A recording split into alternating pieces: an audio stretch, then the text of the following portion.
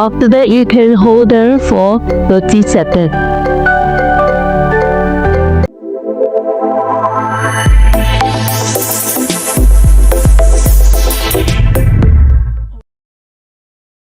Hi, I'll be doing a puppy pose.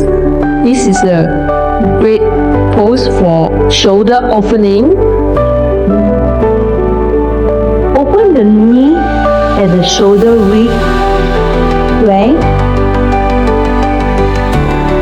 Knee below the hips at the 90 degrees. Extend your arm to the edge of the mat. You inhale first. When you exhale, gently press down. You can do a couple of times. Inhale, exhale, gently press down the chest to the mat. After that, you can hold there for 30 seconds.